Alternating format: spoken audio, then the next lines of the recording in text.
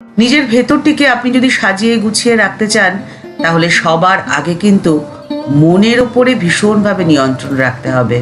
মনকে খুব শক্ত হাতে বেঁধে রাখতে হবে, কারণ মনের গতি অনেকটা জলের মতো। জলের গতি যেমন সবসময় জল নিচুর দিকে যায়, মনও ঠিক তাই। আর ঠিক সেই জন্যে আপনার মনকে আপনার নিজের ইচ্ছের অধীনে করে নিতে হবে। মন যেন আপনার কড়া শাসনে থাকে। যেই মুহূর্ত থেকে আপনার মন আপনার কথা শুনতে শুরু করবে, সেই মুহূর্ত থেকেই শুরু হবে আপনার জীবনের নতুন যাত্রা, আপনার চিত্ত শুদ্ধির যাত্রা। শ্রীমা সারদা দেবী বলছেন, ঈশ্বর লাভ সে তো শুধুমাত্র তার কৃপাতেই হয়। তবে কি জানো বাবা, সাধনাদিরও তো প্রয়োজন আছে, এর মধ্যে দিয়ে চিত্ত শুদ্ধ হয়। শ্রীমা বলছেন যে দেখো, ধ্যান জপ এ তো করতে হয়। ধ্যান জপের মধ্যে দিয়ে ধীরে ধীরে মনের ময়লা কাটে।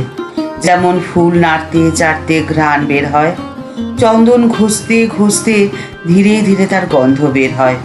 ঠিক সেইভাবেই ভগবত তত্ত্বের আলোচনা করতে করতে তত্ত্বজ্ঞানের উদয় হয় যে